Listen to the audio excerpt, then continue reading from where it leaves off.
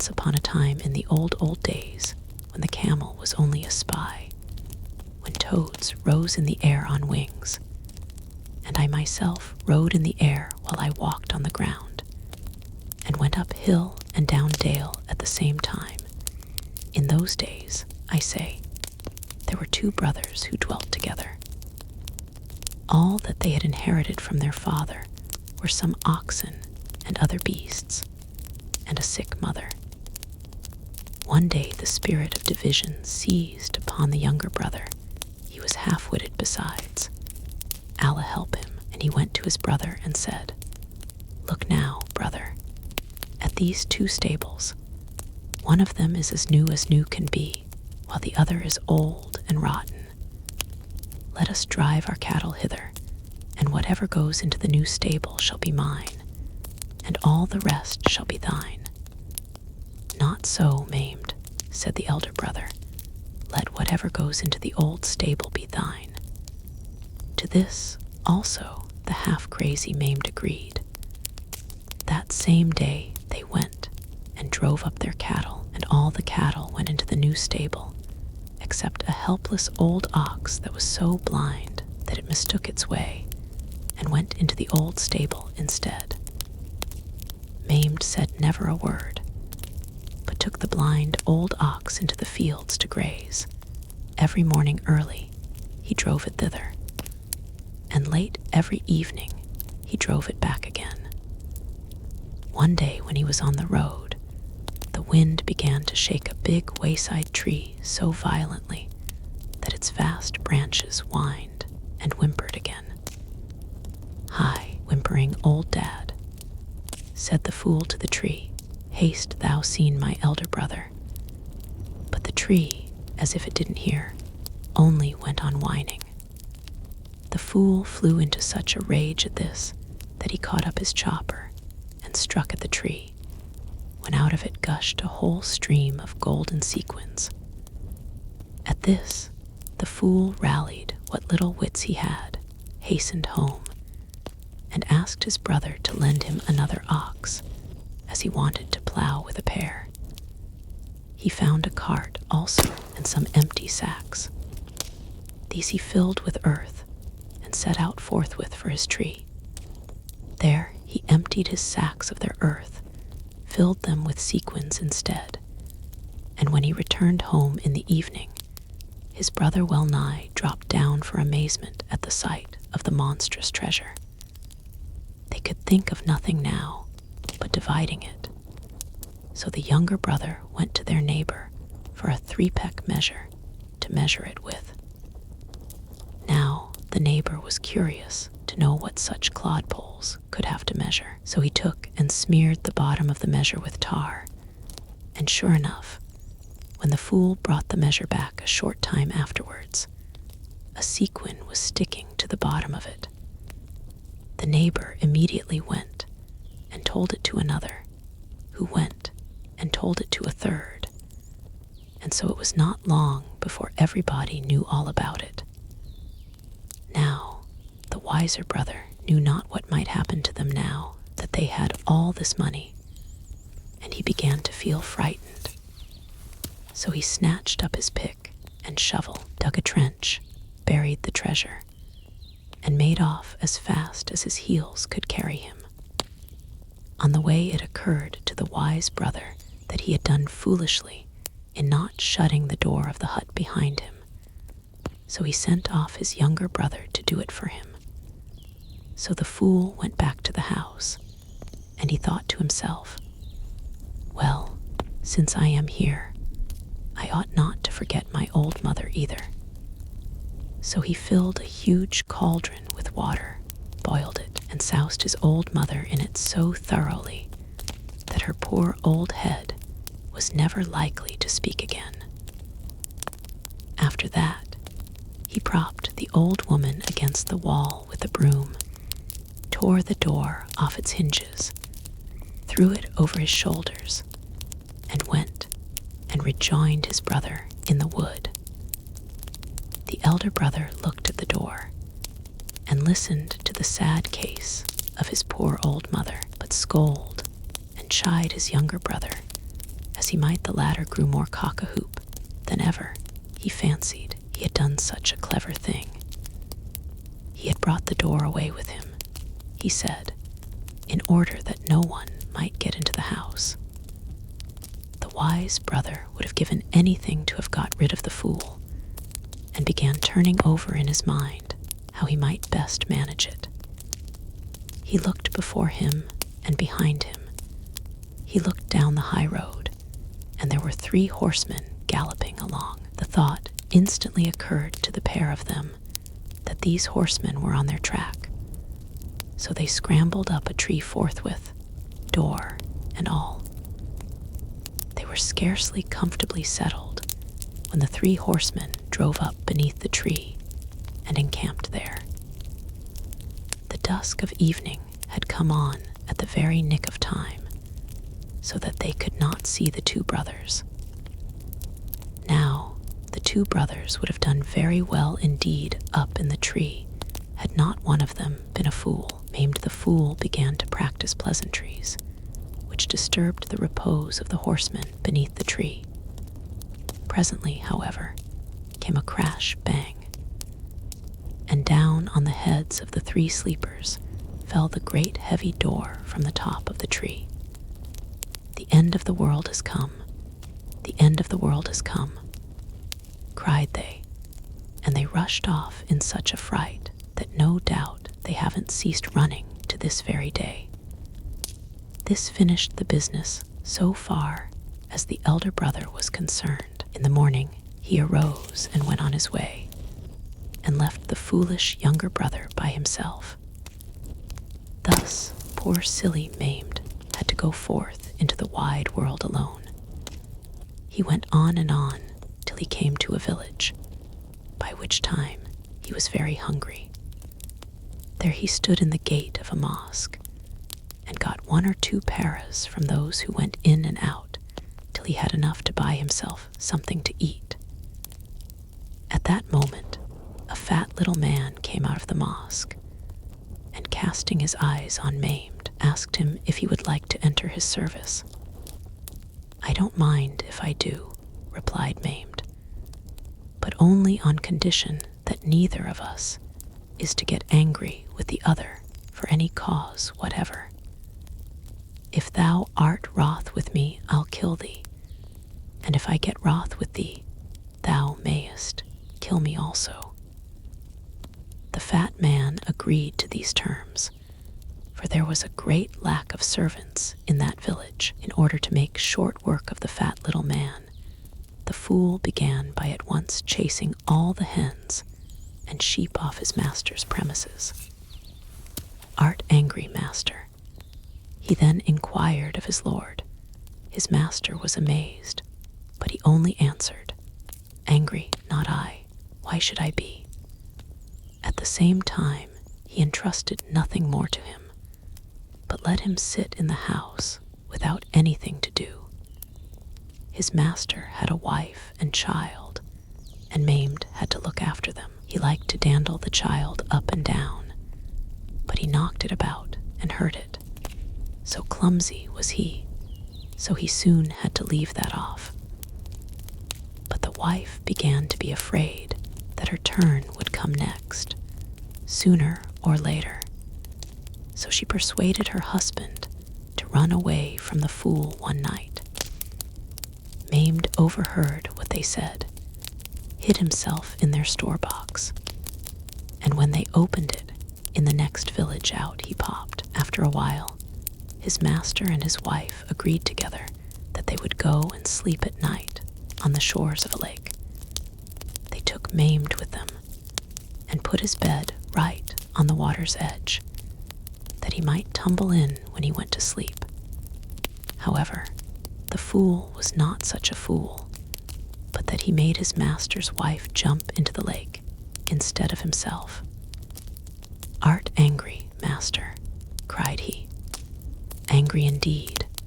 How can I help being angry when I see my property wasted, and my wife and child killed, and myself a beggar, and all through thee?" Then the fool seized his master, put him in mind of their compact, and pitched him into the water. found himself all alone, so he went forth into the wide world once more. He went on, did nothing but drink sweet coffee, smoke kibooks, look about over his shoulder, and walk leisurely along at his ease. As he was thus knocking about, he chanced to light upon a 5 pair apiece, which he speedily changed for some leblub, which he immediately fell to chewing, and as he chewed, part of it fell into a wayside spring, whereupon the fool began roaring loud enough to split his throat. "Give me back my leblub, give me back my leblub." At this frightful bawling, a djinn popped up his head, and he was so big that his upper lip swept the sky, while his lower lip hit the earth. "What dost thou require?" asked the djinn. "I want my leblub, I want my leblub," cried Maimed. The djinn ducked down into the spring, and when he came up again, he held a little table in his hand. This little table he gave to the fool and said, "Whenever thou art hungry, thou haste only to say, 'Little table, give me to eat.' And when thou hast eaten thy fill, say, 'Little table, I have now had enough.'" So Maimed took the table and went with it into a village, and when he felt hungry, he said, "Little table, give me to eat." And immediately there stood before him so many beautiful, nice dishes that he couldn't make up his mind which to begin with. "Well," thought he, "I must let the poor people of the village see this wonder also." So he went and invited them all to a great banquet. The villagers came one after another. They looked to the right, they looked to the left, but there was no sign of a fire or any preparations for a meal. "Nay, but he would needs make fools of us," thought they. But the young man brought out his table, set it in the midst, and cried, "Little table, give me to eat." And there before them stood all manner of delicious meats and drinks, and so much thereof that when the guests had stuffed themselves to the very throat, there was enough left over to fill the servants. Then the villagers laid their heads together as to how they might manage to have a meal like this every day. "Come now," said some of them, "let us steal a march upon Maimed one day and lay hands upon his table, and then there will be an end to the fool's glory." And they did so. What could the poor, empty-bellied fool do then? Why, he went to the wayside spring and asked again, "I want my leblub, I want my leblub." And he asked and asked so long that at last the djinn popped up his head again out of the spring and inquired what was the matter. "I want my leblub, I want my leblub," cried the fool. "But where's thy little table? They stole it." The big-lipped djinn again popped down, and when he rose out of the spring again, he had a little mill in his hand. This he gave to the fool and said to him, "Grind it to the right, and gold will flow out of it. Grind it to the left, and it will give thee silver." So the youth took the mill home and ground it first to the right, and then to the left, and huge treasures of gold and silver lay heaped about him on the floor. So he grew such a rich man that his equal was not to be found in the village, nay, nor in the town either. But no sooner had the people of the village got to know all about the little mill than they laid their heads together and schemed till the mill also disappeared one fine morning from Maimed's cottage. Then Maimed ran off to the spring once more and cried, "I want my leblub, I want my leblub." "But where is thy little table? Where is thy little mill?" asked the big-lipped djinn. "They have stolen them both from me," lamented the witless one, and he wept bitterly. Again the djinn bobbed down, and this time he brought up 2 sticks with him. He gave them to the fool, and impressed upon him very strongly on no account to say, "Strike, strike, my little sticks." Maimed took the sticks, and first he turned them to the right, and then to the left, but could make nothing of them. Then he thought he would just try the effect of saying, "Strike, strike, my little sticks." And no sooner were the words out of his mouth than the sticks fell upon him unmercifully, and belabored him on every part of the body that can feel the head, the foot, the arm, the back, till he was nothing but one big ache. "Stop, stop, my little sticks," cried he, and lo, the 2 sticks were still.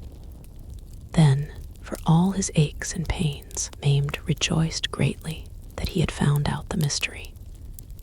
He had no sooner got home with the 2 sticks than he called together all the villagers, but said not a word about what he meant to do. In less than a couple of hours, everybody had assembled there, and awaited the new show with great curiosity.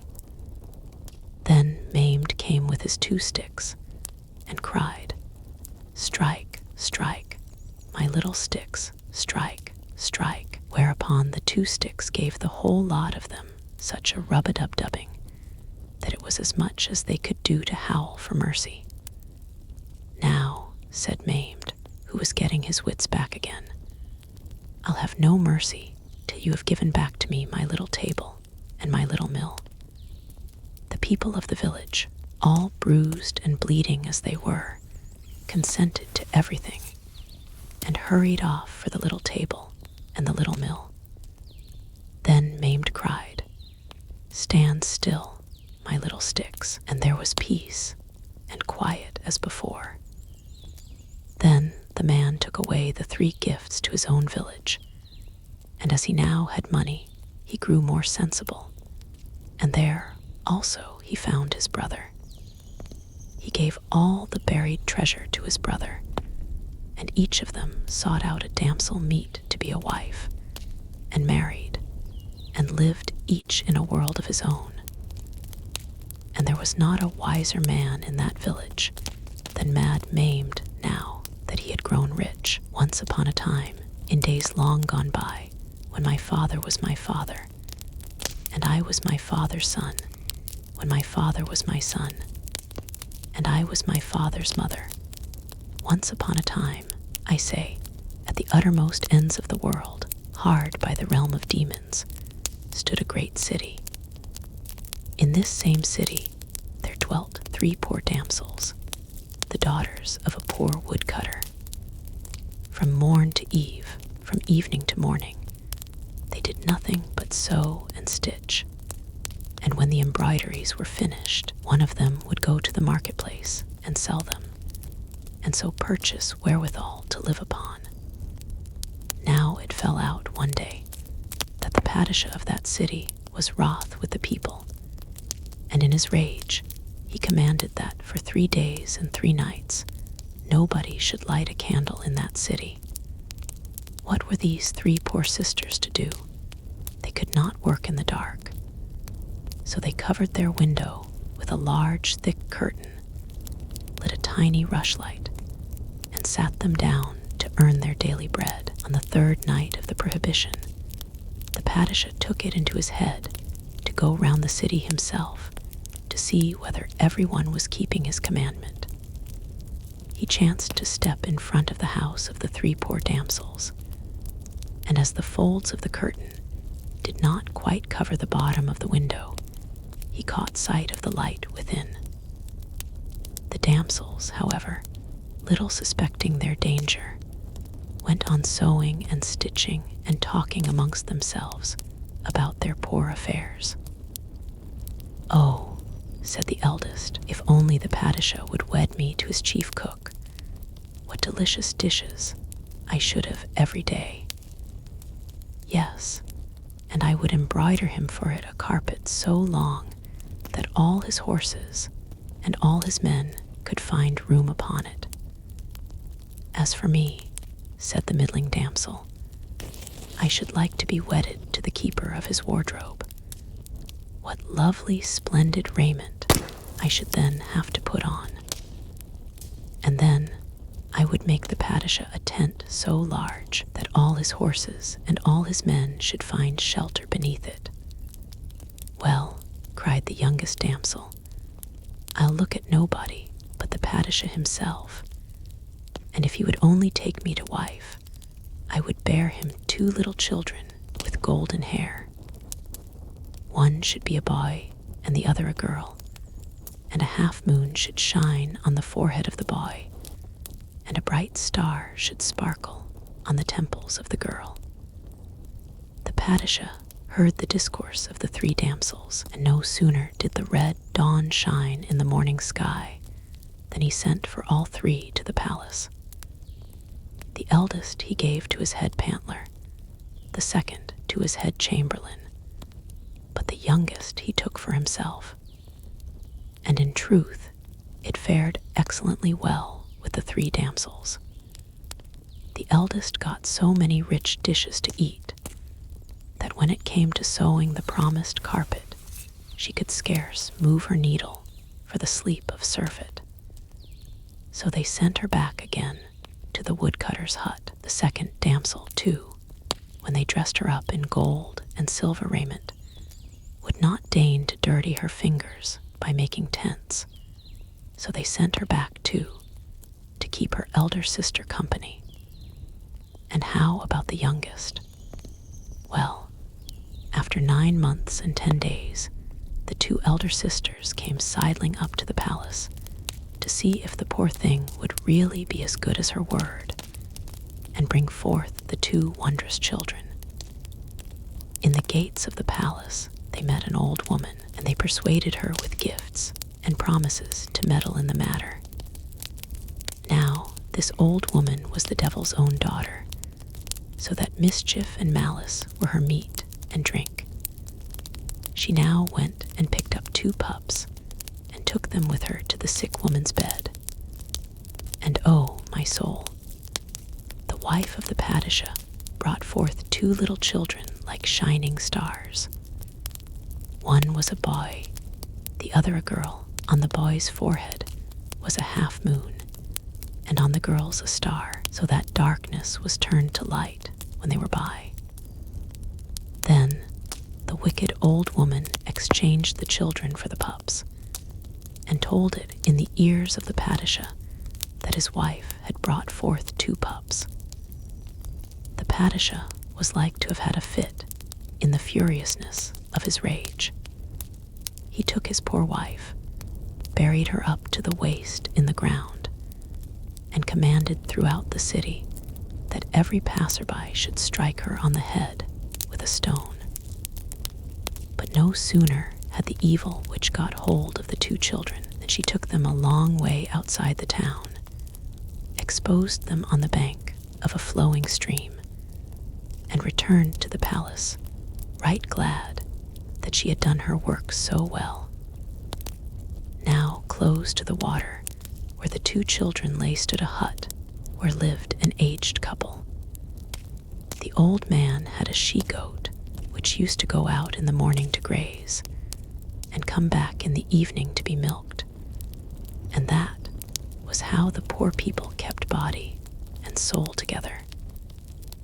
One day, however, the old woman was surprised to find that the goat did not give 1 drop of milk. She complained about it to the old man, her husband, and told him to follow the goat to see if perchance there was anyone who stole the milk. So the next day, the old man went after the goat, which went right up to the water's edge, and then disappeared behind a tree. And what do you think he saw? He saw a sight which would have delighted your eyes also. 2 golden-haired children were lying in the grass, and the goat went right up to them and gave them to suck. Then she bleated to them a little, and so left them and went off to graze. And the old man was so delighted at the sight of the little starry things that he was like to have lost his head for joy. So he took the little ones. Allah had not blessed him with children of his own, and carried them to his hut and gave them to his wife. The woman was filled with a still greater joy at the children which Allah had given her, and took care of them and brought them up. But now the little goat came bleating in as if in sore distress. But the moment she saw the children, she went to them and suckled them, and then went out to graze again.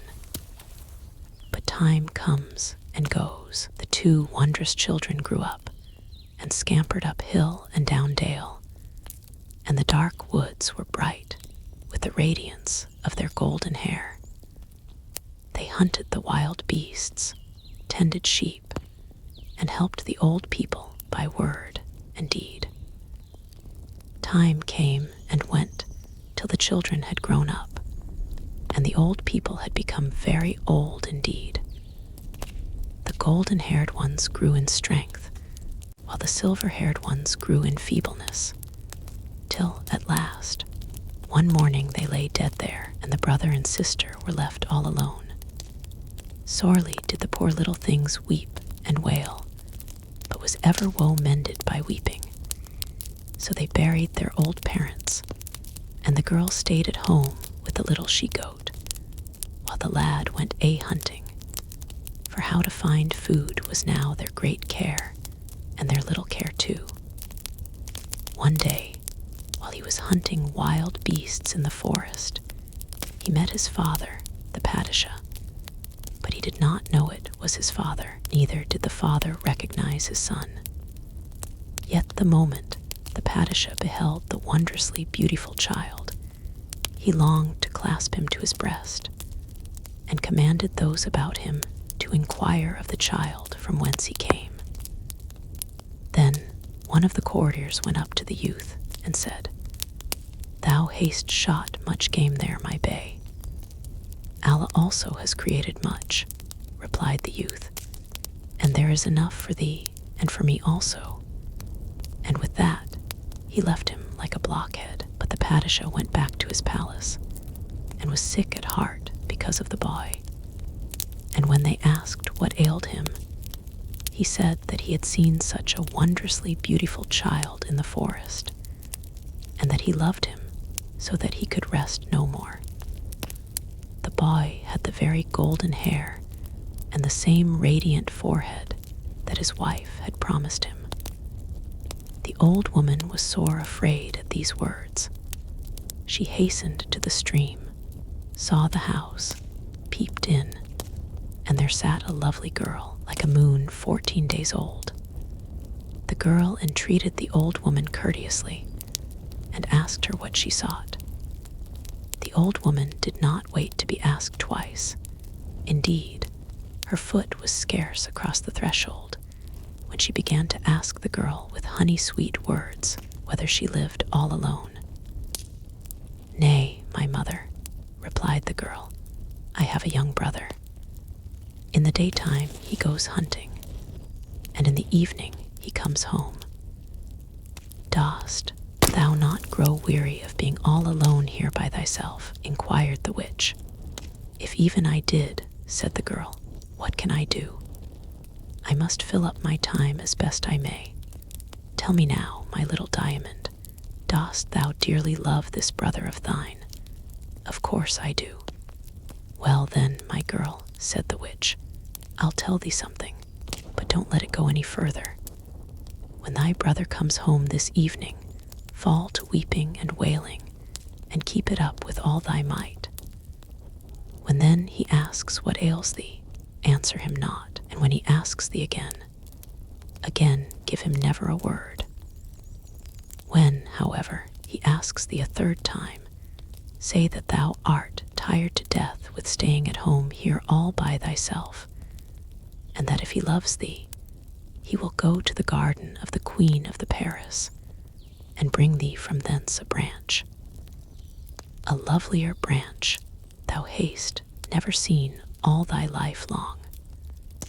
The girl promised she would do this, and the old woman went away. Towards evening, the damsel burst forth a-weeping and wailing, till both her eyes were as red as blood.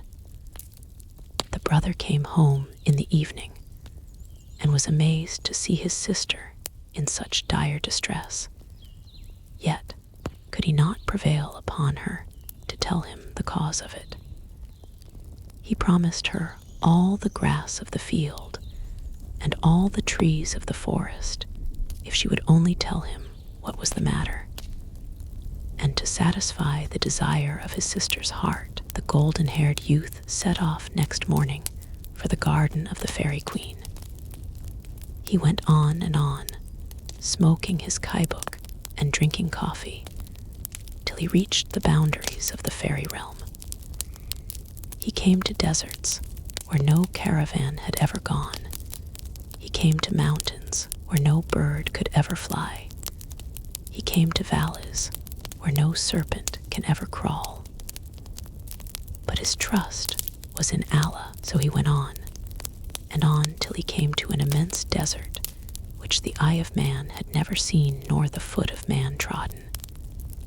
In the midst of it was a beautiful palace, and by the roadside sat the mother of devils, and the smell of her was as the pestilence in the air all round about her. The youth went straight up to the mother of devils, hugged her to his breast, kissed her all over, and said, "Good day, little mother mine. I am thine own true lad till death." And he kissed her hand. "A good day to thee also, my little son," replied the mother of devils. "If thou hadst not called me thy dear little mother, if thou hadst not embraced me, and if thy innocent mother had not been under the earth, I would have devoured thee at once. But tell me now, my little son, whither away?" The poor youth said that he wanted a branch from the garden of the Queen of the Paris. "Who put that word in thy mouth, my little son?" asked the woman in amazement. "Hundreds and hundreds of talismans guard that garden, and hundreds of souls have perished there by reason thereof." Yet the youth did not hold back. "I can but die once," thought he. "Thou dost but go to salute thy innocent, buried mother," said the old woman. And then she made the youth sit down beside her and taught him the way. "Set out on thy quest at daybreak, and never stop till thou dost see right in front of thee a well and a forest. Draw forth thine arrows in this forest, and catch 5 to 10 birds, but catch them alive. Take these birds to the well, and when thou hast recited a prayer twice over, plunge the birds into the well, and cry aloud for a key. A key will straightway be cast out of the well. Take it to thee, and go on thy way. Thou wilt come presently to a large cavern. Open the door thereof with thy key, and as soon as thy foot is inside, stretch forth thy right hand into the blank darkness. Grip fast hold of whatever thy hand shall touch. Drag the thing quickly forth, and cast the key back into the well again. But look not behind thee all the time, or Allah have mercy on thy soul." Next day, when the red dawn was in the sky, the youth went forth on his quest, caught the 5 to 10 birds in the forest, got hold of the key, opened therewith the door of the cavern, and oh, Allah, stretched forth his right hand, gripped hold of something, and without once looking behind him, dragged it all the way to his sister's hut, and never stopped till he got there. Only then did he cast his eyes upon what he had in his hand, and it was neither more nor less than a branch from the garden of the Queen of the Paris. But what a branch it was! It was full of little twigs, and the twigs were full of little leaves, and there was a little bird on every little leaf, and every little bird had a song of its own. Such music, such melody was there, as would have brought even a dead man to life again. The whole hut was filled with joy. Next day the youth again went forth to hunt, and as he was pursuing the beast of the forest, the Padishah saw him again. He exchanged a word or two with the youth, and then returned to his palace. But he was now sicker than ever, by reason of his love for his son. Then the old woman strolled off to the hut again, and there she saw the damsel sitting with the magic branch in her hand. "Well, my girl," said the old woman, "what did I tell thee? But that's nothing at all. If thy brother would only fetch thee the mirror of the Queen of the Paris, Allah knows that thou wouldst cast that branch right away. Give him no peace till he get it for thee." The witch had no sooner departed than the damsel began screaming and wailing, so that her brother was at his wit's end how to comfort her. He said he would take the whole world on his shoulders to please her, went straight off to the mother of devils, and besought her so earnestly that she had not the heart to say him nay. "Thou hast made up thy mind to go under the sod to thy innocent, buried mother, I see," cried she, "for not by hundreds, but by thousands have human souls perished in this quest of thine."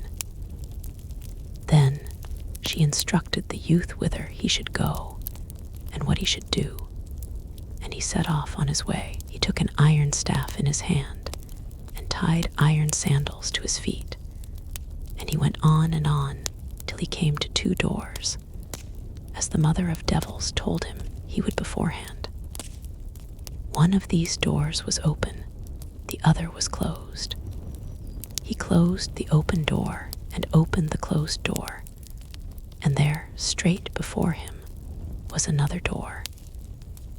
In front of this door was a lion and a sheep, and there was grass before the lion and flesh before the sheep. He took up the flesh and laid it before the lion. Then he took up the grass and laid it before the sheep, and they let him enter unharmed. But now he came to a 3rd door, and in front of it were 2 furnaces, and fire burned in the one and ashes smoldered in the other. He put out the flaming furnace, stirred up the cinders in the smoldering furnace till they blazed again, and then through the door he went into the garden of the Paris, and from the garden into the Peri Palace. He snatched up the enchanted mirror, and was hastening away with it when a mighty voice cried out against him, so that the earth and the heavens trembled. "Burning furnace, seize him, cried the voice, just as he came up to the furnace. "I can't," answered the first furnace, "for he has put me out." But the other furnace was grateful to him for kindling it into a blaze again, so it let him pass by 2. "Lion, lion, tear him to pieces," cried the mighty voice from the depths of the palace, when the youth came up to the 2 beasts. "Not I," answered the lion, "for he helped me to a good meal of flesh. Nor would the sheep hurt him either, because he had given it the grass."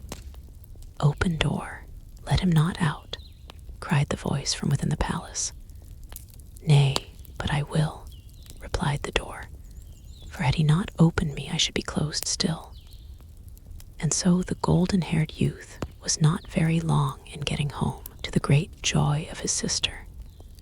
She snatched at the mirror and instantly looked into it, and Allah be praised, she saw the whole world in it.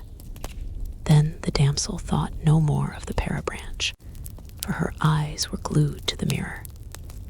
Again the youth went a-hunting, and again he caught the eye of the Padishah. But the sight of the youth this 3rd time so touched the fatherly heart of the Padishah that they carried him back to his palace, half fainting. Then the witch guessed only too well how matters stood, so she arose and went to the damsel, and so filled her foolish little head with her tales that she persuaded her not to give her brother rest day and night till till he had brought her the queen of the Paris herself. That'll make him break his hatchet anyhow, thought the old woman. But the damsel rejoiced beforehand at the thought of having the queen of the Paris also, and in her impatience could scarce wait for her brother to come home. When her brother came home, she shed as many tears as if she were a cloud dripping rain. In vain, her brother tried to prove to her how distant and how dangerous was the way she would fain have him go. "I want the queen of the Paris, and have her I must," cried the damsel. So again the youth set out on his journey, went straight to the mother of devils, pressed her hand, kissed her lips, pressed her lips, and kissed her hand, and said, "Oh, my mother, help me in this my sore need." The mother of devils was amazed at the valor of the man, and never ceased dissuading him from his purpose, for every human soul that goes on such a quest must needs perish. "Die I may, little mother," cried the youth, "but I will not come back without her." So what could the mother of devils do but show him the way?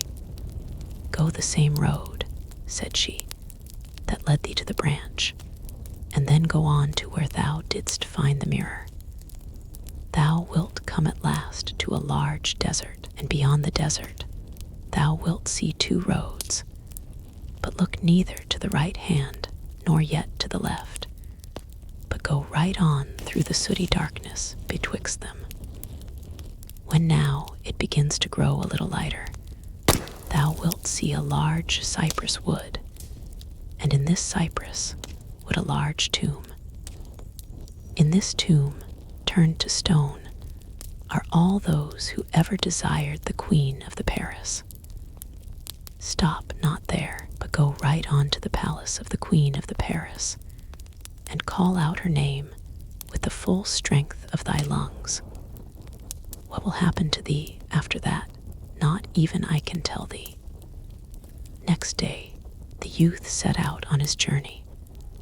He prayed by the wayside well, opened all the gates he came to, and looking neither to the right hand nor to the left, went on straight before him through the sooty darkness.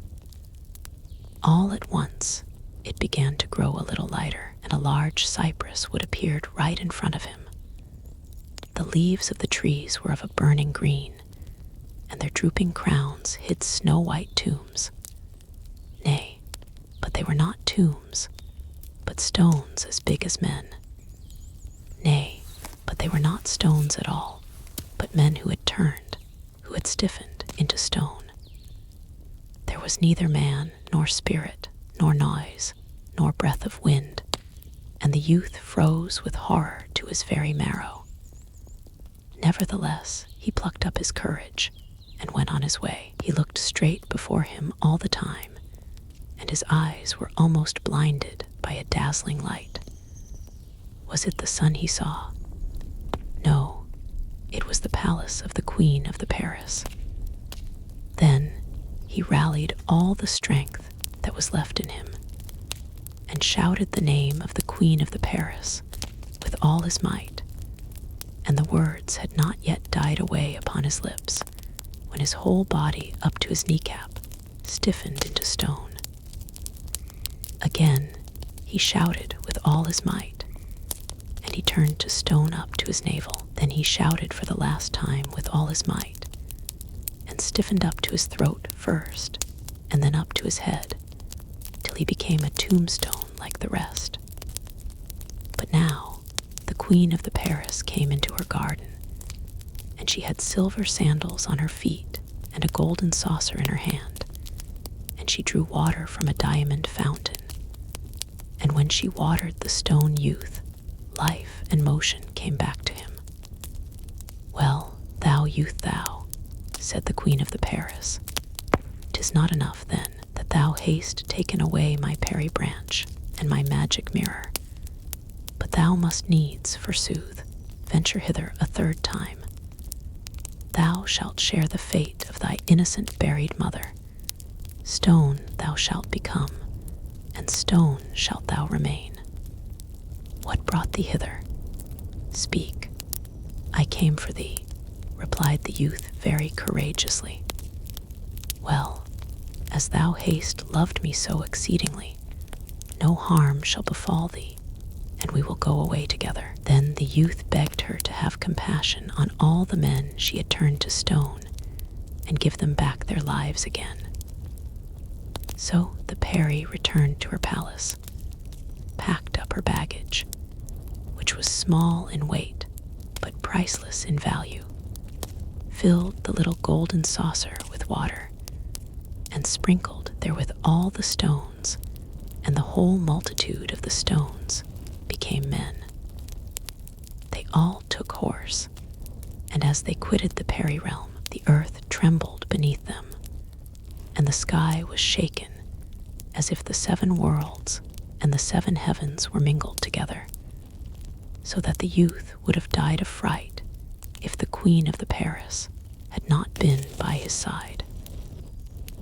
Never once did they look behind them, but galloped on and on till they came to the house of the youth's sister, and such was their joy and gladness at seeing each other again, that place could scarce be found for the queen of the Paris. But now the youth was in no great hurry to go hunting as before, for he had changed hearts with the lovely queen of the Paris, and she was his, and he was hers. Now, when the queen of the Paris had heard the history of the children and their parents, and the fate of their innocent mother, she said one morning to the youth, "Go hunting in the forest, and thou wilt meet the Padishah. The first thing he will do will be to invite thee to the palace, but beware lest thou accept his invitation." And so indeed it turned out. Scarcely had he taken a turn in the wood than the Padishah stood before him, and one word leading to another, he invited the youth to his palace, but the youth would not go. Early next morning, the Peri awoke the children, clapped her hands together, and called her Lala, and immediately a huge Negro sprang up before them. So big was he that one of his lips touched the sky, while the other swept the earth. "What dost thou command me, my Sultana?" cried the Lala. "Fetch me hither my father's steed," commanded the Peri. The Negro vanished like a hurricane, and a moment afterwards the steed stood before them, and the like of it was not to be found in the wide world. The youth leaped upon the horse, and the splendid suite of the Padishah was already waiting for him at the roadside. But O Allah, forgive me. I have forgotten the best of the story. The Peri charged the youth as he quitted her to take heed, while he was in the palace of the Padishah, to the neighing of his horse. At the first neighing he was to hasten back, so the youth went to meet the Padishah on his diamond-bridled charger, and behind him came a gay and gallant retinue. He saluted the people on the right hand, and on the left all the way to the palace, and there they welcomed him with a pomp, the like of which was never known before. They ate and drank and made merry till the Padishah could scarce contain himself for joy. But then the steed neighed, the youth arose, and all their entreaties to him to stay could not turn him from his set purpose. He mounted his horse, invited the Padishah to be his guest on the following day, and returned home to the Peri and his own sister. Meanwhile, the Peri dug up the mother of the children, and so put her to rights again by her Peri arts, that she became just as she was in the days of her first youth. But she spake not a word about the mother to the children, nor a word about the children to the mother. On the morning of the reception of guests, she rose up early and commanded that on the spot where the little hut stood a palace should rise, the like of which eye hath never seen nor ear heard of, and there were as many precious stones heaped up there as were to be found in the whole kingdom. And then the garden that surrounded that palace. There were multitudes of flowers, each one lovelier than the other, and on every flower there was a singing bird, and every bird had feathers aglow with light, so that one could only look at it all open-mouthed and cry, "Oh, oh." And the palace itself was full of domestics. There were black harem slaves, and white captive youths, and dancers and singers, and players of stringed instruments more than thou canst count. Count thou never so much, and words cannot tell of the splendor of the retinue which went forth to greet the Padishah as a guest. These children are not of mortal birth, thought the Padishah to himself when he beheld all these marvels, or if they are of mortal birth, a peri must have had a hand in the matter. They led the Padishah into the most splendid room of the palace. They brought him coffee and sherbet, and then the music spoke to him, and the singing birds. Oh, a man could have listened to them for ever and ever. Then rich meats on rare and precious dishes were set before him, and then the dancers and the jugglers diverted him till the evening. At eventide, the servants came and bowed before the Padishah and said, "My lord, peace be with thee. They await thee in the harem." So he entered the harem, and there he saw before him the golden-haired youth with a beautiful half-moon shining on his forehead, and his bride, the peri-queen, and his own consort, the sultana, who had been buried in the earth, and by her side a golden-haired maiden with a star sparkling on her forehead. There stood the Padishah, as if turned to stone, but his consort ran up to him and kissed the edge of his garment, and the peri-queen began to tell him the whole of her life and how everything had happened. The Padishah was nigh to dying in the fullness of his joy. He could scarce believe his eyes, but he pressed his consort to his breast and embraced the two beauteous children, and the queen of the palace likewise. He forgave the sisters of the sultana their offenses, but the old witch was mercilessly destroyed by lingering tortures. But he and his consort, and her son, and the queen of the palace, and his daughter, and his daughter's bridegroom sat down to a great banquet and made merry. 40 days, and once upon a time in the old days when straws were sieves, and the camel a chapman, and the mouse a barber, and the cuckoo a tailor, and the donkey ran errands, and the tortoise baked bread, and I was only 15 years old, but my father rocked my cradle, and there was a miller in the land who had a black cat. In those olden times, I say, there was a king who had 3 daughters, and the first daughter was 40, and the second was 30, and the third was 20. One day the youngest daughter wrote this letter to her father: "My lord father, my eldest sister is 40, and my second sister is 30, and still thou hast given neither of them a husband. I have no desire to grow gray in waiting for a husband." The king read the letter, sent for his 3 daughters, and addressed them in these words: "Look now, let each one of you shoot an arrow from a bow, and seek her sweetheart wherever her arrow falls." So the 3 damsels took their bows. Eldest damsel's arrow fell into the palace of the vizier's son, so the vizier's son took her to wife. The second girl's arrow flew into the palace of the chief mufti's son, so they gave her to him. The third damsel also fired her arrow, and lo, it stuck in the hut of a poor young laborer. "That won't do, that won't do," cried they all. So she fired again, and again the arrow stuck in the hut. she aimed a third time, and a third time the arrow stuck in the hut of the poor young laborer. Then the king was wroth and cried to the damsel, "Look now, thou slut, thou hast got thy deserts. Thy sisters waited patiently, and therefore they have got their heart's desires. Thou wast the youngest of all, yet didst thou write me that saucy letter, hence thy punishment. Out of my sight, thou slave girl, to this husband of thine, and thou shalt have naught but what he can give thee."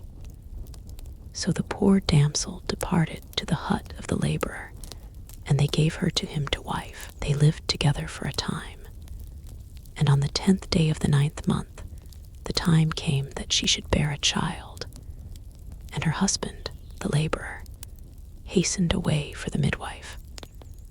While the husband was thus away, his wife had neither a bed to lie down upon nor a fire to warm herself by, though grinding winter was upon them. All at once, the walls of the poor hut opened hither and thither, and 3 beautiful damsels of the Peri race stepped into it. One stood at the damsel's head, another at her feet, the third by her side, and they all seemed to know their business well. In a moment, everything in the poor hut was in order. The princess lay on a beautiful soft couch, and before she could blink her eyes, a pretty little newborn baby girl was lying by her side. When everything was finished, the 3 Paris set about going. But first of all they approached the bed one by one, and the first said, "Rosa be thy damsel's name, and she shall weep not tears but pearls." The second Peri approached the bed and said, "Rosa be thy damsel's name, the rose shall blossom when she smiles." And the third Peri wound up with these words, "Rosa be thy damsel's name, sweet verdure in her footsteps spring." Whereupon they all 3 disappeared. Now, all this time, the husband was seeking a midwife, but could find one nowhere. What could he do but go home? But when he got back, he was amazed to find everything in the poor hut in beautiful order, and his wife lying on a splendid bed. Then she told him the story of the 3 Paris, and there was no more spirit left in him, so astounded was he. But the little girl grew more and more lovely from hour to day, and from day to week, so that there was not another like her in the whole world. Whosoever looked upon her lost his heart at once, and pearls fell from her eyes when she wept. Roses burst into bloom when she smiled, and a bright riband of fresh green verdure followed her footsteps. Whosoever saw her had no more spirit left in him, and the fame of lovely Rosa went from mouth to mouth. At last, the king of that land also heard of the damsel, and instantly made up his mind that she and nobody else should be his son's consort. So he sent for his son and told him that there was a damsel in the town of so rare a beauty that pearls fell from her eyes when she wept. Roses burst into bloom when she smiled, and the earth grew fresh and green beneath her footsteps. And with that, he bade him up and woo her. Now, the Paris had for a long time shown the king's son the beautiful rose damsel in his dreams, and the sweet fire of love already burned within him. But he was ashamed to let his father see this, so he hung back a little. At this, his father became more and more pressing, bade him go and woo her at once, and commanded the chief dame of the palace to accompany him to the hut of the laborer. They entered the hut, said on what errand they came, and claimed the damsel for the king's son in the name of Allah. The poor folks rejoiced at their good luck, promised the girl, and began to make ready. Now this palace dame's daughter was also a beauty, and not unlike Rosa, terribly distressed, was the dame that the king's son should take to wife a poor laborer's daughter instead of her own child.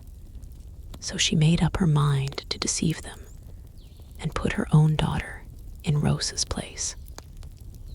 So on the day of the banquet, she made the poor girl eat many salted meats, and then brought a pitcher of water and a large basket, got into the bridal coach with Rosa and her own daughter, and set out for the palace. As they were on the road, and a very long time they were about it, the damsel grew thirsty and asked the palace dame for some water.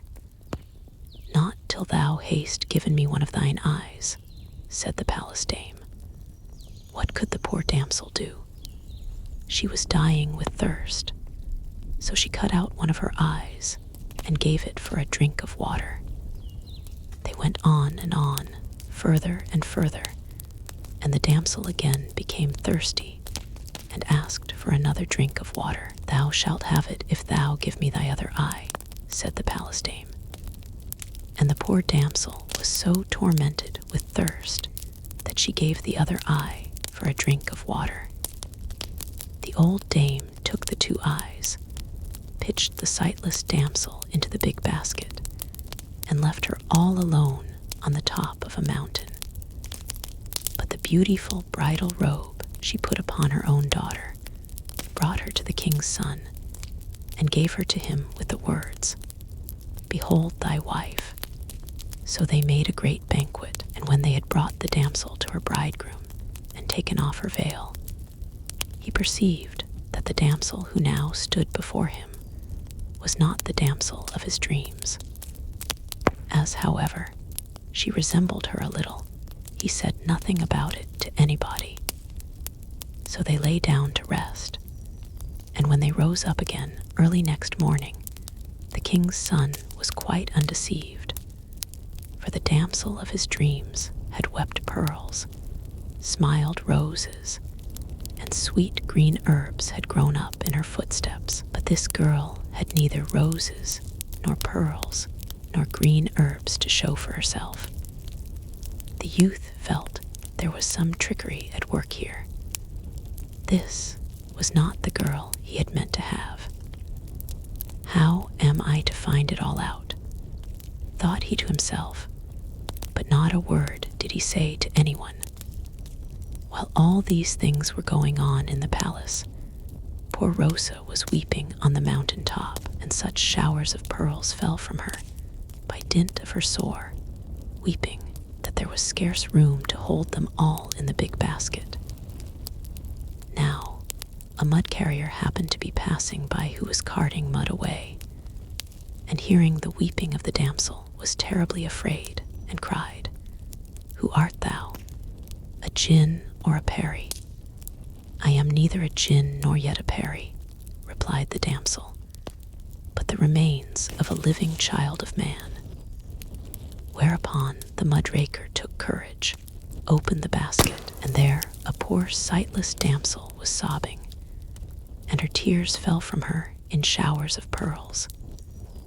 So he took the damsel by the hand and led her to his hut, and as the old man had nobody about him, he adopted the damsel as if she were his own child and took care of her. But the poor girl did nothing but weep for her two eyes, and the old man had all he could do to pick up the pearls, and whenever they were in want of money, he would take a pearl and sell it, and they lived on whatever he got for it. Thus time passed, and there was mirth in the palace, and misery in the hut of the mudraker. Now it chanced one day, as fair Rosa was sitting in the hut, that something made her smile, and immediately a rose bloomed.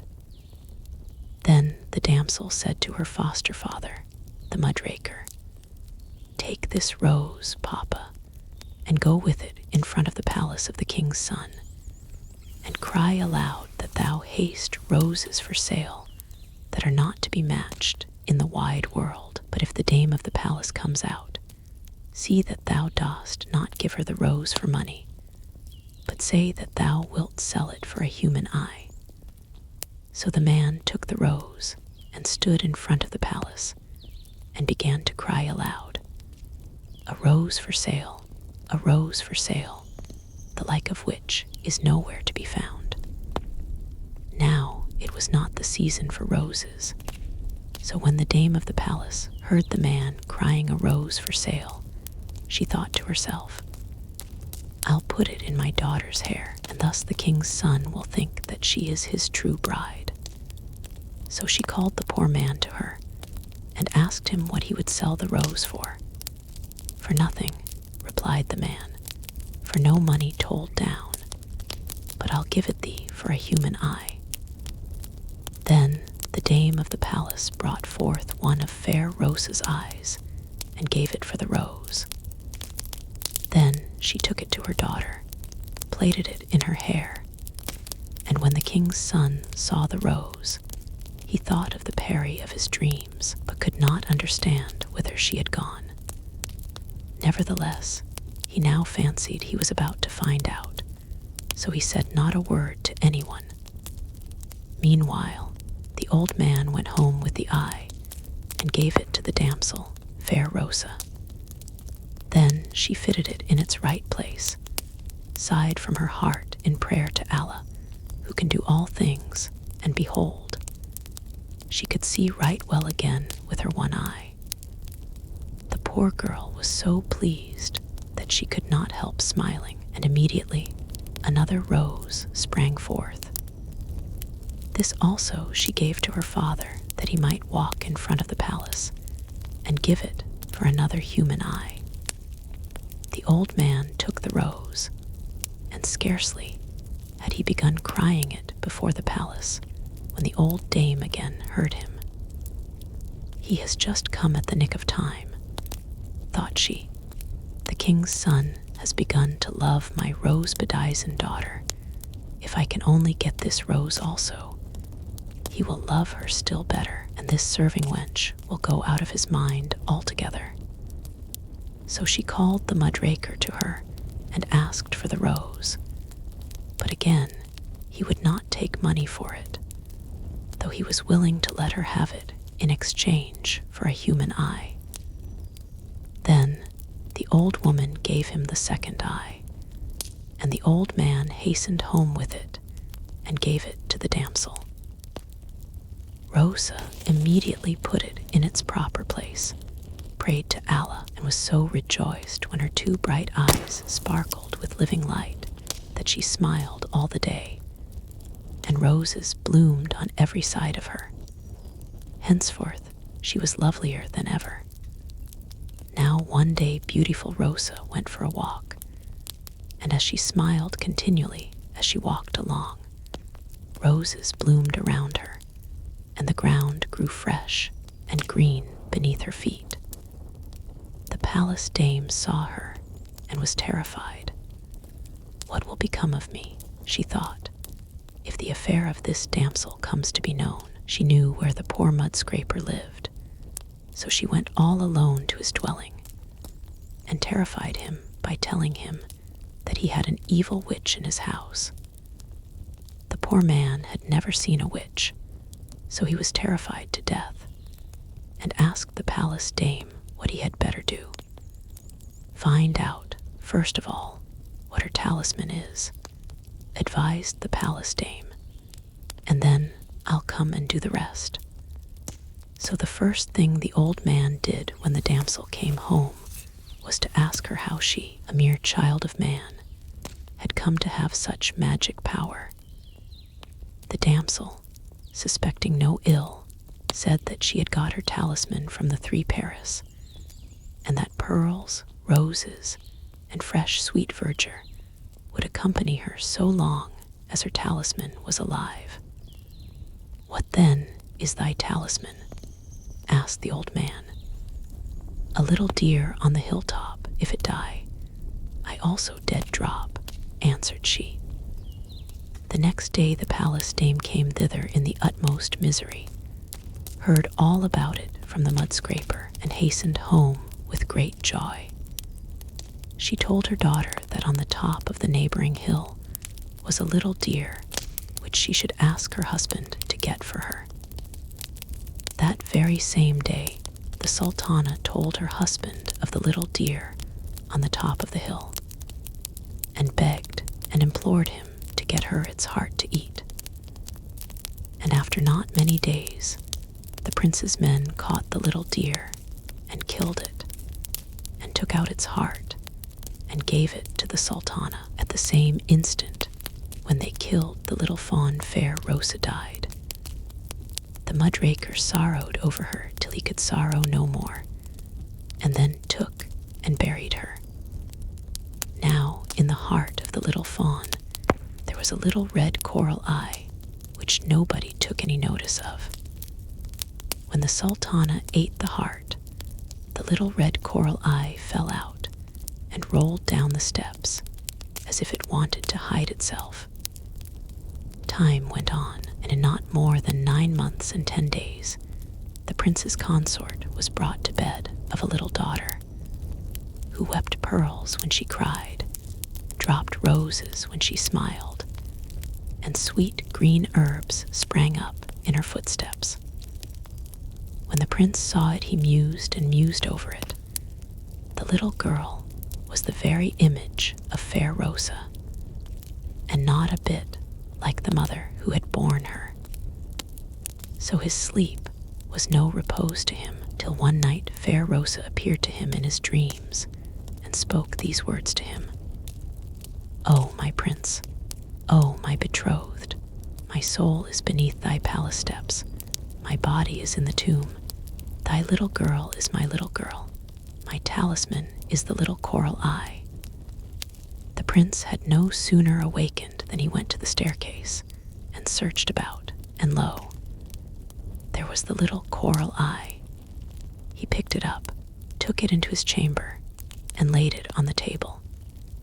Meanwhile, the little girl entered the room, saw the red coral, and scarcely had she laid hold of it than she vanished, as if she had never been. The 3 Paris had carried off the child and taken her to her mother's tomb, and scarcely had she placed the coral eye in the dead woman's mouth than she awoke up to a new life. But the king's son was not easy in his mind. He went to the cemetery, had the tomb opened, and there in her coffin lay the rose beauty of his dreams, with her little girl in her arms and the coral talisman in her mouth. They arose from the tomb and embraced him, and pearls fell from the eyes of both of them as they wept, and roses from their mouths as they smiled, and sweet green herbs grew up in their footsteps.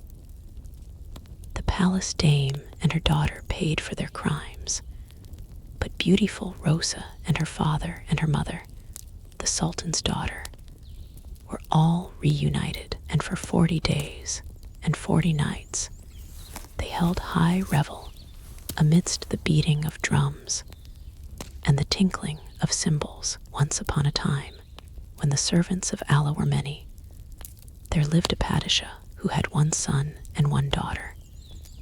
The Padishah grew old, his time came, and he died. His son ruled in his stead, and he had not ruled very long before he had squandered away his whole inheritance. One day he said to his sister, "Little sister, all our money is spent. If people were to hear that we had nothing left, they would drive us out of doors, and we should never be able to look our fellow men in the face again. Far better, therefore, if we depart and take up our abode elsewhere." So they tied together the little they had left, and then the brother and sister quitted their father's palace in the night time and wandered forth into the wide world. They went on and on till they came to a vast sandy desert, where they were like to have fallen to the ground for the burning heat. The youth felt that that he could go not a step further when he saw on the ground a little puddle of water. "Little sister," said he, "I will not go a step further till I have drunk this water." "Nay, dear brother," replied the girl, "who can tell whether it be really water or filth? If we have held up so long, surely we can hold up a little longer. Water we are bound to find soon." "I tell thee," replied her brother, "that I'll not go another step further till I have drunk up this puddle, though I die for it." And with that he knelt down, sucked up every drop of the dirty water, and instantly became a stag. The little sister wept bitterly at this mischance, but there was nothing for it but to go on as they were. They went on and on, up hill and down dale, right across the sandy waste till they came to a full spring beneath a large tree, and there they sat them down and rested. "Hearken now, little sister," said the stag. "Thou must mount up into that tree while I go to see if I can find something to eat." So the girl climbed up into the tree, and the stag went about his business, ran up hill and down dale, caught a hare, brought it back, and he and his sister ate it together. And so they lived from day to day and from week to week. Now, the horses of the padishah of that country were wont to be watered at the spring beneath the large tree. One evening, the horsemen led their horses up to it as usual, but just as they were on the point of drinking, they caught sight of the reflection of the damsel in the watery mirror and reared back. The horsemen fancied that perhaps the water was not quite pure, so they drew off the trough and filled it afresh. But again the horses reared backwards and would not drink of it.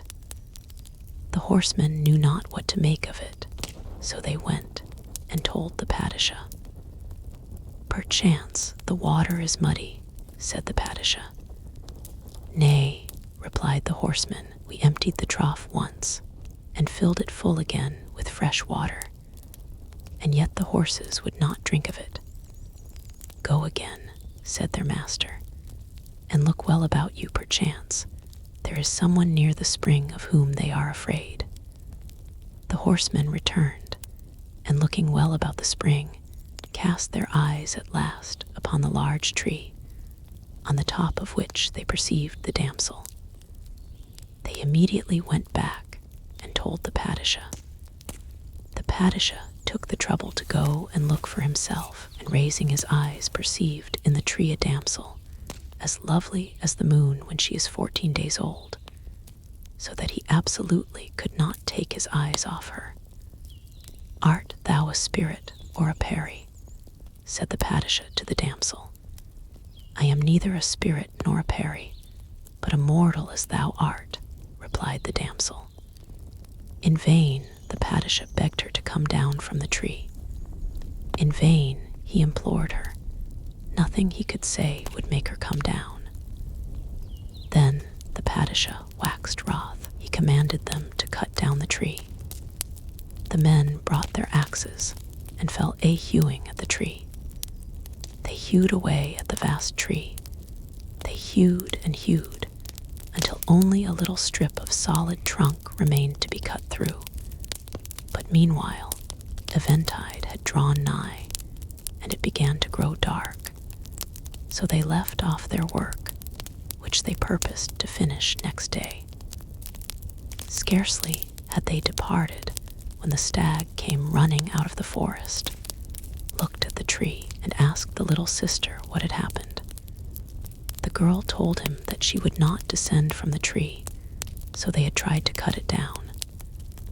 "Thou didst well," replied the stag, "and take care thou dost not come down in future, whatever they may say." With that, he went to the tree, licked it with his tongue, and immediately the tree grew bigger round the hewed trunk than before. The next day, when the stag had again departed about his business, the padishah's men came and saw that the tree was larger and harder round the trunk than ever. Again they set to work hewing at the tree, and hewed till they had cut half through it. But by that time evening fell upon them again, and again they put off the rest of the work till the morrow and went home. But all their labor was lost, for the stag came again, licked the gap in the tree with his tongue, and immediately it grew thicker and harder than ever. Early next morning, when the stag had only just departed, the padishah and his woodcutters again came to the tree, and when they saw that the trunk of the tree had filled up again, larger and firmer than ever, they determined to try some other means.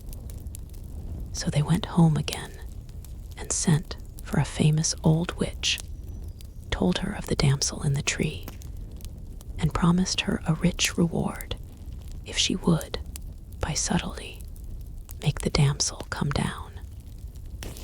The old witch willingly took the matter in hand, and bringing with her an iron tripod, a cauldron, and sundry raw meats, placed them by the side of the spring. She placed the tripod on the ground, and the kettle on the top of it, but upside down, drew water from the spring, and poured it not into the kettle, but on the ground beside it. And with that, she kept her eyes closed as if she were blind. The damsel fancied she really was blind, and called to her from the tree, "Nay, but my dear elder sister, thou hast placed the kettle on the tripod upside down, and art pouring all the water on the ground." "Oh, my sweet little damsel," cried the old woman, "that is because I have no eyes to see with. I have brought some dirty linen with me, and if thou dost love Allah, thou wilt come down and put the kettle right, and help me to wash the things." Then the damsel thought of the words of the little stag, and she did not come down. The next day the old witch came again, stumbled about the tree, laid a fire, and brought forth a heap of meal in order to sift it. But instead of meal, she put ashes into the sieve. "Poor silly old granny," cried the damsel compassionately, and then she called down from the tree to the old woman and told her that she was sifting ashes instead of meal. "Oh, my dear damsel," cried the old woman, weeping, "I am blind, I cannot see. Come down and help me a little in my affliction." Now the little stag had strictly charged her that very morning not to come down from the tree, whatever might be said to her, and she obeyed the words of her brother. On the third day, the old witch again came beneath the tree. This time she brought a sheep with her, and brought out a knife to flay it with, and began to jag and skin it from behind instead of cutting its throat. The poor little sheep bleated piteously, and the damsel in the tree, unable to endure the sight of the beast's sufferings, came down from the tree to put the poor thing out of its misery. Then the padishah, who was concealed close to the tree, rushed out and carried the damsel off to his palace. The damsel pleased the padishah so mightily that he wanted to be married to her without more ado. But the damsel would not consent till they had brought her brother, the little stag. Until she saw him, she said, she could have not a moment's rest. Then the padishah sent men out into the forest, who caught the stag and brought him to his sister. After that, he never left his sister's side. They lay down together, and together they rose up. Even when the padishah and the damsel were wedded, the little stag was never far away from them, and in the evening when he found out where they were, he would softly stroke each of them all over with one of his front feet before going to sleep beside them, and say, This little foot is for my sister. That little foot is for my brother. But time, as men count it, passes quickly to its fulfillment. More quickly still passes the time of fairy tales. But quickest of all flies the time of true love.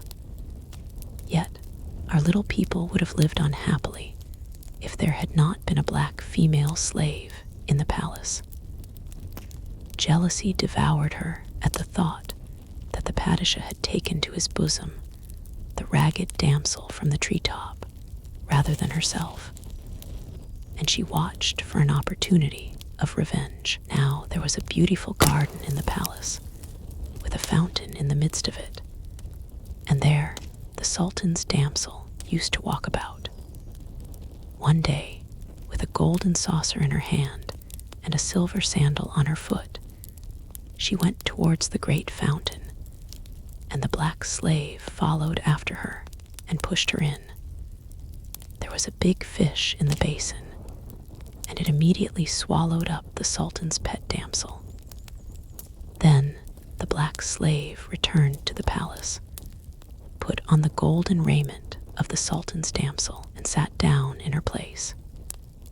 In the evening the Padishah came and asked the damsel what she had done to her face that it was so much altered.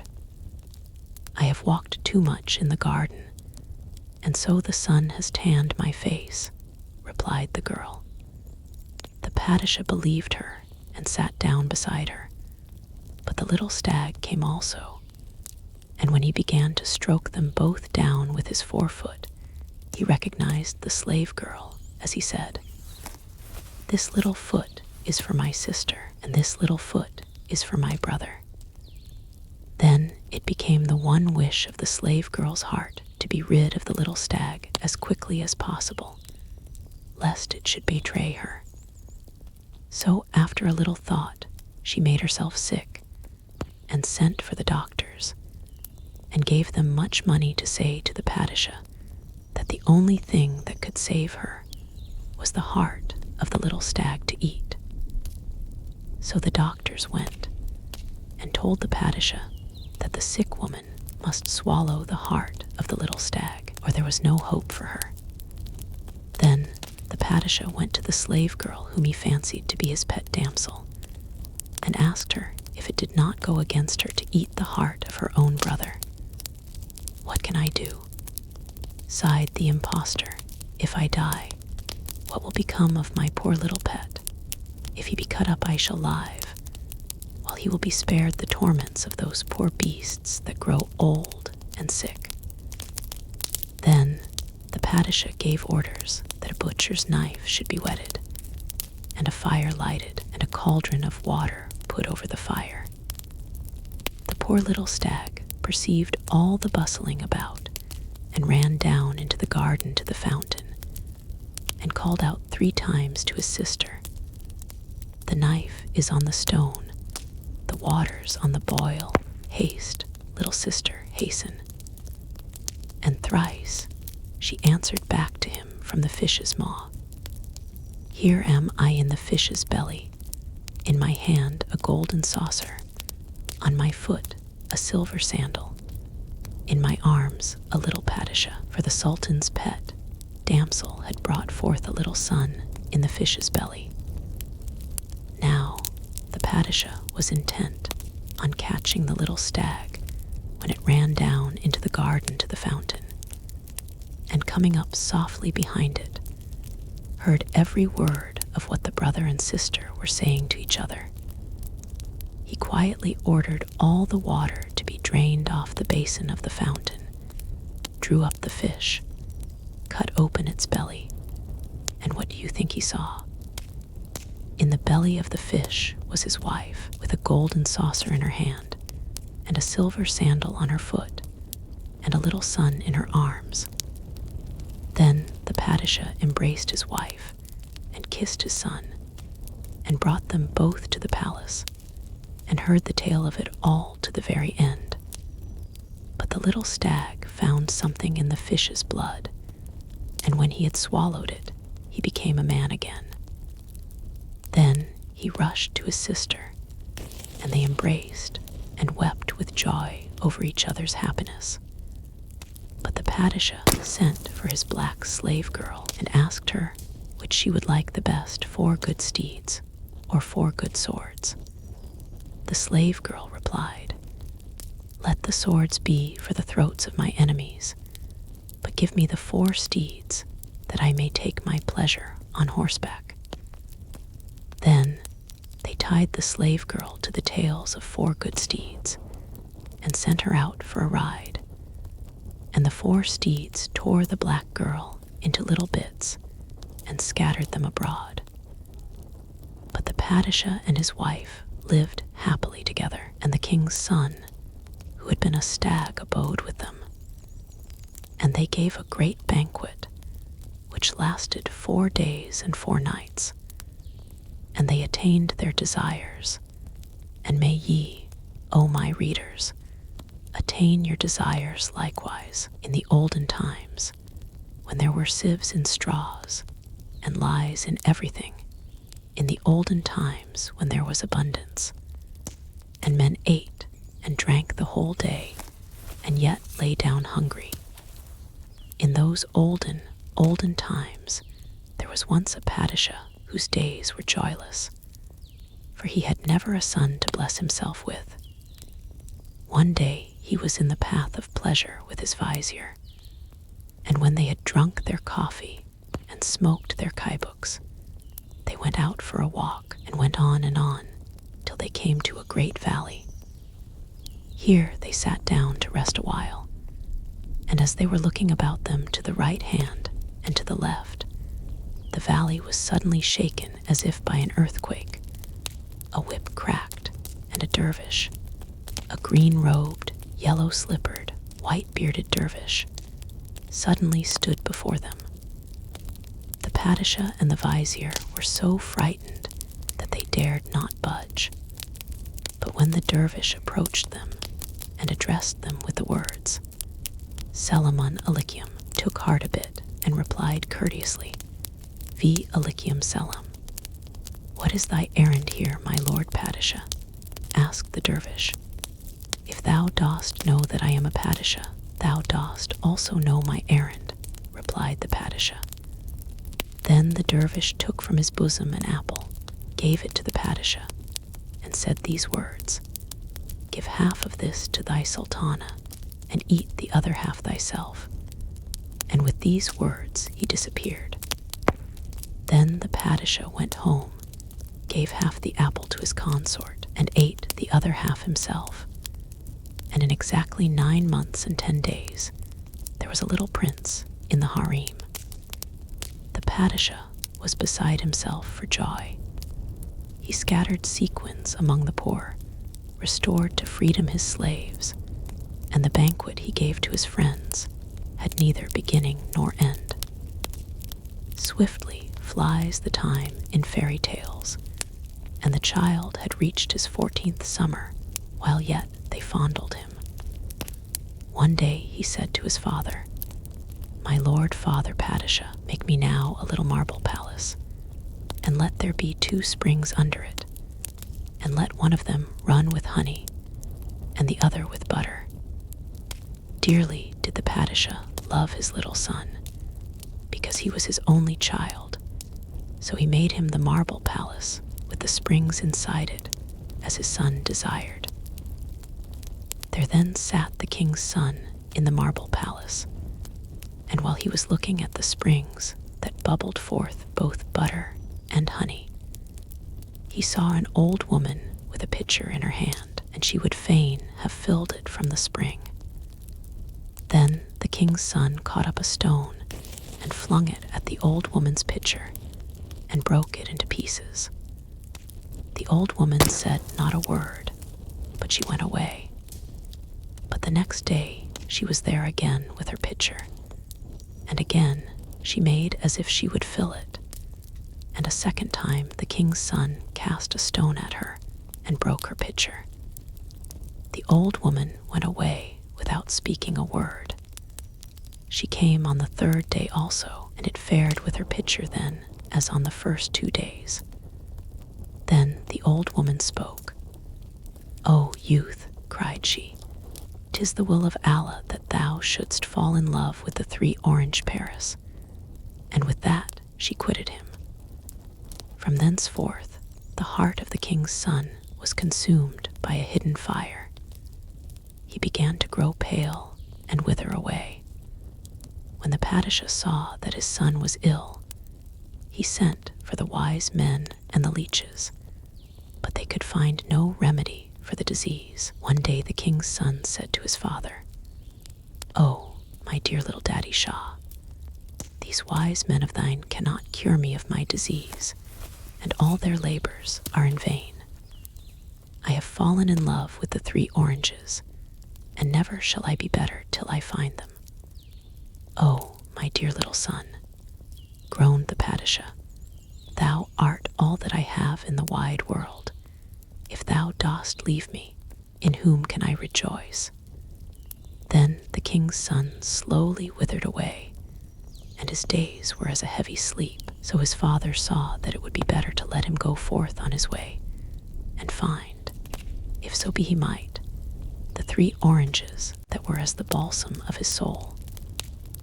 Perchance, too, he may return again, thought the Padishah. So the king's son arose one day and took with him things that were light to carry, but heavy in the scales of value, and pursued his way over mountains and valleys, rising up and lying down again for many days. At last, in the midst of a vast plain, in front of the high road, he came upon her satanic majesty, the mother of devils, as huge as a minaret. One of her legs was on one mountain, and the other leg on another mountain. She was chewing gum, her mouth was full of it, so that you could hear her half an hour's journey off. Her breath was a hurricane, and her arms were yards and yards long. "Good day, little mother," cried the youth, and he embraced the broad waist of the mother of devils. "Good day, little sonny," she replied. "If thou hadst not spoken to me so politely, I should have gobbled thee up." Then she asked him whence he came and whither he was going. "Alas, dear little mother," sighed the youth, "such a terrible misfortune has befallen me that I can neither tell thee nor answer thy question." "Nay, come out with it, my son," urged the mother of devils. "Well then, my sweet little mother," cried the youth, and he sighed worse than before, "I have fallen violently in love with the three oranges. If only I might find my way thither." "Hush," cried the mother of devils, "it is not lawful to even think of that name, much less pronounce it.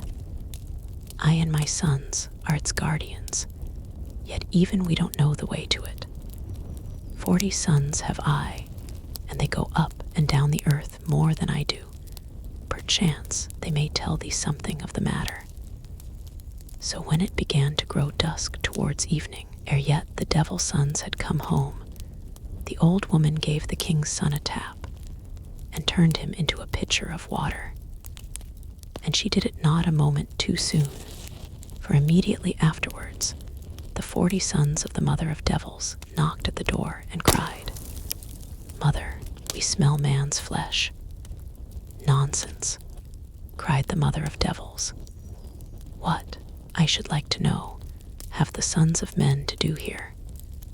It seems to me you had better all clean your teeth." So she gave the 40 sons 40 wooden stakes to clean their teeth with, and out of one's tooth fell an arm, and out of another's a thigh, and out of another's an arm, till they had all cleaned their teeth. Then they sat them down to eat and drink, and in the middle of the meal their mother said to them, "If now ye had a man for your brother, what would ye do with him?" "Do," they replied. "Why, love him like a brother, of course." Then the mother of devils tapped the water jar, and the king's son stood there again. "Here is your brother," cried she to her 40 sons. The devils thanked the king's son for his company with great joy, invited their new brother to sit down, and asked their mother why she had not told them about him before, as then they might all have eaten their meal together. "Nay, but my sons," cried she, "he does not live on the same sort of meat as ye fowls, mutton, and such like, is what he feeds on." At this one of them jumped up, went out, fetched a sheep, slew it, and laid it before the new brother. "Oh, what a child thou art," cried the mother of devils. "Dost thou not know that thou must first cook it for him?" Then they skinned the sheep, made a fire, roasted it, and placed it before him. The king's son ate a piece, and after satisfying his hunger, left the rest of it. "Why, that's nothing," cried the devils, and they urged him again and again to eat more. "Nay, my sons," cried their mother, "men never eat more than that." "Let us see then what this sheep meat is like," said one of the 40 brothers. So they fell upon it and devoured the whole lot in a couple of mouthfuls. Now, when they all rose up early in the morning, the mother of devils said to her sons, "Our new brother hath a great trouble." "What is it?" cried they, for we would help him. "He has fallen in love with the 3 oranges." "Well," replied the devils, "we know not the place of the 3 oranges ourselves, but perchance our aunt may know." "Then lead this youth to her," said their mother. "Tell her that he is my son and worthy of all honor. Let her also receive him as a son, and ease him of his trouble." Then the devils took the youth to their aunt, and told her on what errand he had come. Now this aunt of the devils had 60 sons, and as she did not know the place of the 3 oranges, she had to wait till they came home. But lest any harm should happen to this her new son, she gave him a tap and turned him into a piece of crockery. "We smell man's flesh, mother," cried the devils as they crossed the threshold. "Perchance ye have eaten man's flesh, and the remains thereof are still within your teeth," said their mother. Then she gave them great logs of wood that they might pick their teeth clean, and so be able to swallow down something else. But in the midst of the meal, the woman gave the piece of crockery a tap. And when the 60 devils saw their little human brother, they rejoiced at the sight, made him sit down at table, and bade him fall to if there was anything there he took a fancy to. "My sons," said the mother of the devils to her 60 sons, when they all rose up early on the morrow, "this lad here has fallen in love with the 3 oranges. Cannot you show him the way thither?" "We know not the way," replied the devils, "but perchance our old great-aunt may know something about it." "Then take the youth thither," said their mother, "and bid her hold him in high honor. He is my son, let him be hers also, and help him out of his distress." Then they took him off to their great-aunt, and told her the whole business. "Alas, I do not know, my sons," said the old great-aunt, "but if you wait till the evening, when my 90 sons come home, I will ask them." Then the 60 devils departed and left the king's son there. And when it grew dusk, the mother of the devils gave the youth a tap, turned him into a broom, and placed him in the doorway. Shortly afterwards, the 90 devils came home, and they also smelt the smell of man, and took the pieces of man's flesh out of their teeth.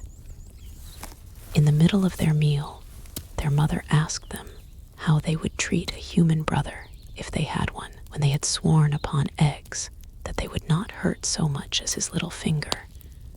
Their mother gave the broom a tap, and the king's son stood before them. The devil brothers entreated him courteously, inquired after his health, and served him so heartily with eatables that they scarcely gave him time to breathe. In the midst of the meal, their mother asked them whether they knew where the 3 oranges were, for their new brother had fallen in love with them. Then the least of the 90 devils leaped up with a shout of joy, and said that he knew. Then, if thou knowest, said his mother, see that thou take this son of ours thither, that he may satisfy his heart's desire. On arising next morning, the devil's son took the king's son with him, and the pair of them went merrily along the road together. They went on, and on, and on, and at last the little devil said these words, My brother, we shall come presently to a large garden, and in the fountain thereof are the 3. When I say to thee, Shut thine eye, open thine eye, lay hold of what thou shalt see. They went on a little way further till they came to the garden, and the moment the devil saw the fountain, he said to the king's son, Shut thine eye and open thine eye. He did so, and saw the 3 oranges bobbing up and down on the surface of the water where it came bubbling out of the spring, and he snatched up one of them and popped it in his pocket. Again the devil called to him, Open thine eye and shut thine eye. He did so, and snatched up the 2nd orange, and so with the 3rd also in the same way. Now take care, said the devil, that thou dost not cut open these oranges in any place where there is no water, or it will go ill with thee. The king's son promised, and so they parted. One went to the right, and the other to the left. The king's son went on, and on, and on. He went a long way, and he went a short way. He went across mountains and through valleys. At last he came to a sandy desert, and there he bethought him of the oranges, and drawing one out, he cut it open. Scarcely had he cut into it when a damsel, lovely as a peri, popped out of it before him. The moon, when it is 14 days old, is not more dazzling. For Allah's sake, give me a drop of water, cried the damsel, and inasmuch as there was no trace of water anywhere, she vanished from the face of the earth. The king's son grieved right sorely, but there was no help for it. The thing was done.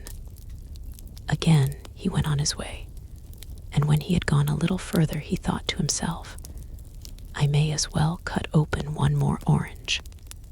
So he drew out the 2nd orange, and scarcely had he cut into it than there popped down before him a still more lovely damsel, who begged piteously for water. But as the king's son had none to give her, she also vanished. Well, I'll take better care of the 3rd, cried he, and continued his journey. He went on and on till he came to a large spring, drank out of it, and then thought to himself, Well, now I'll cut open the 3rd orange also. He drew it out and cut it, and immediately a damsel, even lovelier than the other 2, stood before him. As soon as she called for water, he led her to the spring and gave her to drink, and the damsel did not disappear, but remained there as large as life. Mother naked was the damsel, and as he could not take her to town like that, he bade her climb up a large tree that stood beside the spring, while he went into the town to buy her raiment and a carriage. While the king's son had gone away, a Negro servant came to the spring to draw water, and saw the reflection of the damsel in the watery mirror. Why, thou art something like a damsel, said she to herself, and ever so much lovelier than thy mistress, so she ought to fetch water for me, not I for her. With that, she broke the pitcher in 2, went home, and when her mistress asked where the pitcher of water was, she replied, I am much more beautiful than thou, so thou must fetch water for me, not I for thee. Her mistress took up a mirror, held it before her, and said, Methinks thou must have taken leave of thy senses. Look at this mirror. The Moor looked into the mirror and saw that she was as coal-black as ever. Without another word, she took up the pitcher, went again to the spring, and seeing the damsel's face in the mirror, again fancied that it was hers. "I'm right, after all," she cried. "I'm ever so much more beautiful than my mistress." So she broke the pitcher to pieces again and went home. Again, her mistress asked her why she had not drawn water. "Because I am ever so much more beautiful than thou, so thou must draw water for me," replied she. "Thou art downright crazy," replied her mistress, drew out a mirror, and showed it to her. And when the Moor girl saw her face in it, she took up another pitcher and went to the fountain for the third time. The damsel's face again appeared in the water, but just as she was about to break the pitcher again, the damsel called to her from the tree, "Break not thy pitchers. 'Tis my face thou dost see in the water, and thou wilt see thine own there also." The Moor girl looked up, and when she saw the wondrously beautiful shape of the damsel in the tree, she climbed up beside her and spake coaxing words to her. "Oh, my little golden damsel, thou wilt get the cramp from crouching there so long. Come, rest thy head." And with that, she laid the damsel's head on her breast, felt in her bosom, drew out a needle, pricked the damsel with it in the skull, and in an instant the orange damsel was changed into a bird, and p-r-r-r-r-r, she was gone, leaving the Moor all alone in the tree. Now, when the king's son came back with his fine coach and beautiful raiment, looked up into the tree, and saw the black face, he asked the girl what had happened to her. "A nice question," replied the Moor girl. "Why, thou didst leave me here all day, and wentest away, so of course the sun has tanned me black." What could the poor king's son do? He made the black damsel sit in the coach, and took her straight home to his father's house in the palace of the Padishah. They were all waiting, full of eagerness, to behold the peri bride. And when they saw the Moorish damsel, they said to the king's son, "However couldst thou lose thy heart to a black maid?" "She is not a black maid," said the king's son. "I left her at the top of a tree, and she was blackened there by the rays of the sun. If only you let her rest a bit, she'll soon grow white again."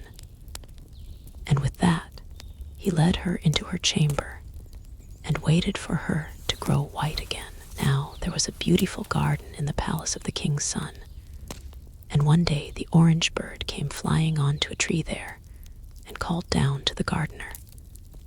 "What dost thou want with me?" asked the gardener. "What is the king's son doing?" inquired the bird. "He is doing no harm that I know of," replied the gardener. "And what about his black bride?"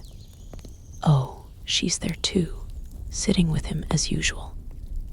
Then the little bird sang these words, "She may sit by his side, but she shall not abide, for all her fair showing the thorns are a-growing. As I hop on this tree, it will wither neath me." And with that it flew away. The next day it came again, and inquired once more about the king's son and his black consort, and repeated what it said before. The third day it did in like manner, and as many trees as it hopped upon withered right away beneath it. One day the king's son felt weary of his black bride, so he went out into the garden for a walk. Then his eye fell on the withered trees, and he called the gardener and said to him, "What is this, gardener?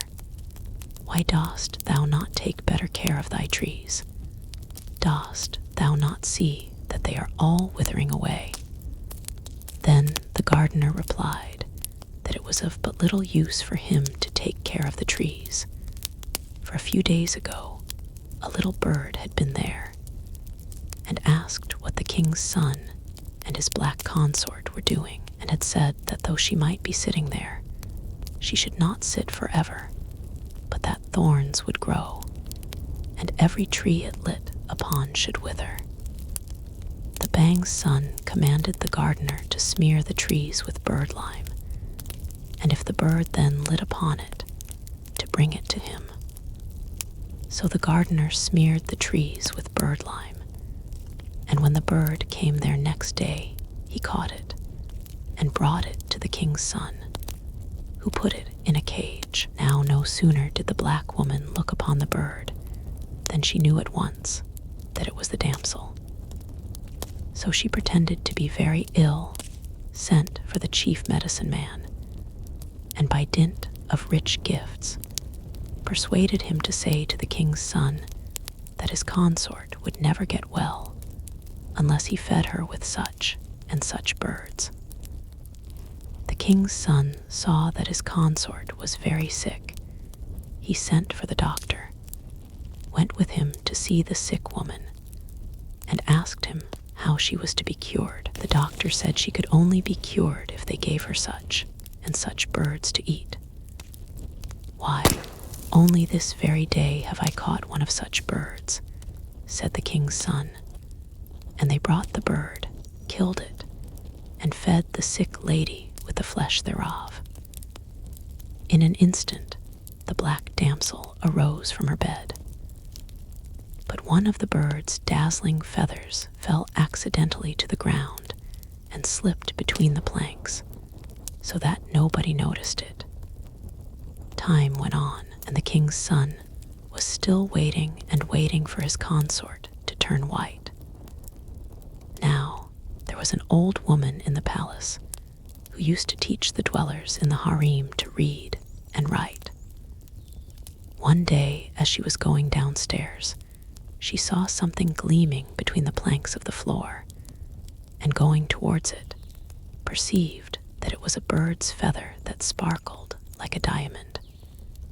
She took it home and thrust it behind a rafter. The next day she went to the palace, and while she was away, the bird's feather leaped down from the rafter, shivered a little, and the next moment turned into a most lovely damsel. She put the room tidy, cooked the meal, set everything in order, and then leaped back upon the rafter and became a feather again. When the old woman came home, she was amazed at what she saw. She thought, somebody must have done all this, so she went up and down, backwards and forwards through the house, but nobody could she see. Early next morning, she again went to the palace, and the feather leaped down again in like manner, and did all the household work. When the old woman came home, she perceived the house all nice and clean, and everything in order. "I really must find out the secret of this," thought she. So next morning she made as if she were going away as usual, and left the door ajar, but went and hid herself in a corner. All at once she perceived that there was a damsel in the room, who tidied the room and cooked the meal, whereupon the old woman dashed out, seized hold of her, and asked her who she was, and whence she came. Then the damsel told her her sad fate, and how she had been twice killed by the black woman, and had come thither in the shape of a feather. "Distress thyself no more, my lass," said the old woman. "I'll put thy business to rights, and this very day too." And with that she went straight to the king's son, and invited him to come and see her that evening. The king's son was now so sick unto death of his black bride that he was glad of any excuse to escape from his own house. So the evening found him punctually at the old woman's. They sat down to supper, and when the coffee followed the meats, the damsel entered with the cups. And when the king's son saw her, he was like to have fainted. "Nay, but mother," said the king's son, when he had come to himself a little, "who is that damsel? Thy wife, replied the old woman. How didst thou get that fair creature? Inquired the king's son. Wilt thou not give her to me? How can I give her to thee, seeing that she was thine own once upon a time? Said the old woman. And with that the old woman took the damsel by the hand, led her to the king's son, and laid her on his breast. Take better care of the orange Perry another time, said she. The king's son now nearly fainted in real earnest, but it was from sheer joy. He took the damsel to his palace, put to death the black slave girl, but held high festival with the Perry for 40 days and 40 nights. So they had the desire of their hearts, and may Allah satisfy your desires likewise.